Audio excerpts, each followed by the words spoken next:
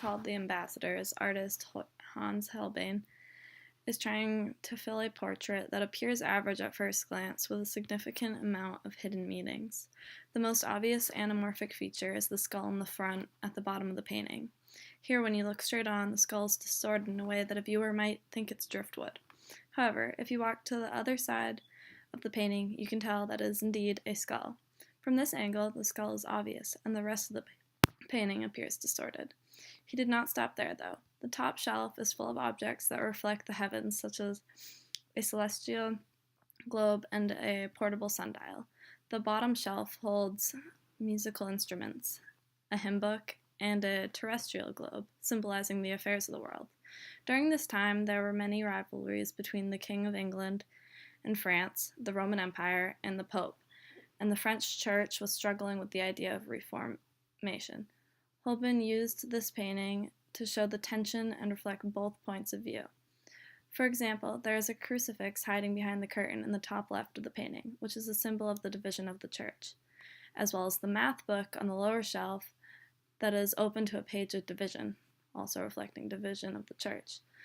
Like the video said, Holbein distorted the objects that were supernatural or transcendent, such as the skull. And I believe that this is the most important thing Holbein was trying to get across in his painting. He wanted to show that not everything is what we see. Sometimes the truth is not there, and sometimes if you view a situation from a different angle, there is so much more to see. Each of the artists, Rauschenberg, Greinsbach, Holzer, and Gonzalez-Day, are very important because they have changed anamorphic art in some way.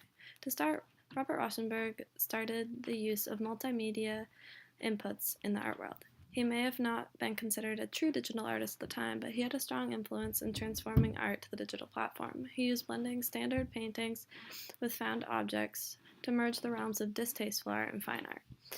And he preferred to give his viewers the ability to form their own perceptions of his work. By doing so, he began a movement that transformed art from the typical two-dimensional wall painting to a new age of art that incorporated multiple forms of media. Next is Scott Greinsbach, who is a photographic artist. He understands that digital media allows us to see historical concepts with a whole new perspective. As Greinsbach said himself, I invert the postmodern efficiency of removing the author from his chosen work and signal an irony that borders on aesthetic and intellectual surrealism. His work has given digital art the power to speak of the transforming society without taking a political stand. One of Greinsbach's popular works is the homage to Jenny Holzer and Barbara Kruger, which is essentially a tribute to the next artist I'm going to talk about, which is Jenny Holzer. She focuses on delivering her thoughts, arguments, and sorrows in public places. She is famous for advertising billboards, projections on buildings and other architectural structures, and LED signs. With this technological improvement, she is able to highlight the pain, delight, and ridiculousness of living in contemporary society on a whole new level. Her work gave art the power to expose truths and speak out for those who have been silenced in a very public setting. Ken Gonzalez-Day worked with the darker side of art. As I found on his website, Gonzalez-Day slowly transformed the understanding of racialized violence in the United States and specifically raised awareness of the history of lynching Latinos and other communities of color in California by digitally removing the person who was being lynched. Like Holzer, he uses little-known information and tries to educate his audience with his digital art.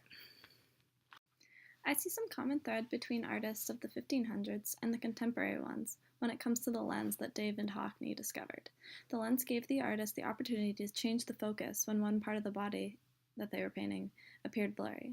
By changing the focus, they essentially distorted the image in order to see the whole image. Today, that is what most artists strive for, exposing more than just what you can see at first glance. Both in the 1500s and now, there is dominance placed on a particular part of the work, there is contrast seen within the elements to place the emphasis on those specific parts, and there's a unity in the design. Art is meant to tell a story, just as it did in the 1500s. But we are lucky that now anamorphic art has given us the ability to delve a bit deeper and tell a story at its full potential.